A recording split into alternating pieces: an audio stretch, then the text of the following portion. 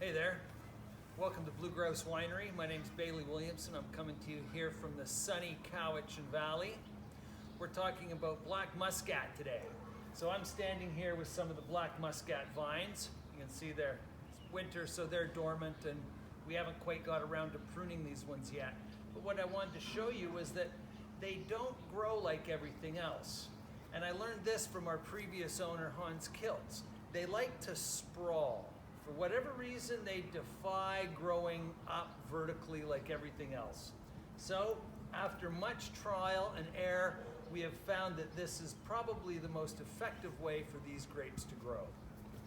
We, I believe, are one of the few, if not the only winery growing black muscat in all of Canada. Here's a picture of the black muscat fortified. And so fortification is the act of adding spirit to the ferment before the sugar all converts to alcohol. And you get a port style wine.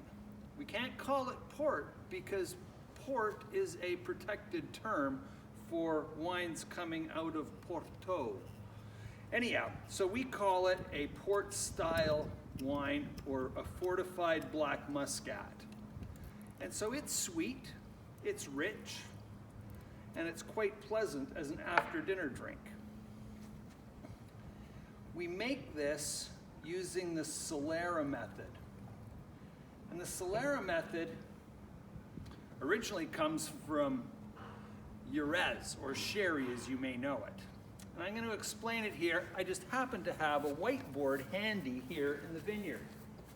So for the Solera Method, you would have a number of barrels.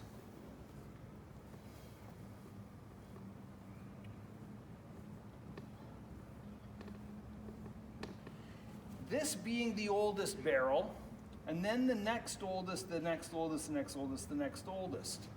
And what you would do is you would use perhaps 10%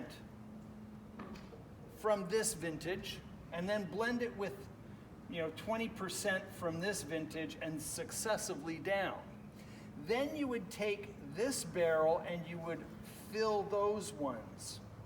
And then you would take this barrel and fill those ones, and so on. So that you always have this progression of the wine being blended, and you always have some of the very oldest wine in the blend, as small a percentage as it may be.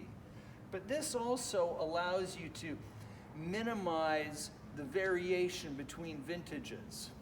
Anyhow, that is what we're doing, and we are trying to increase our production. So we're hopefully going to have more and more barrels to do this in the future. What you will find, now we'll taste the wine. Smells very nice. Leather, caramel, blackberry, like stewed blackberries.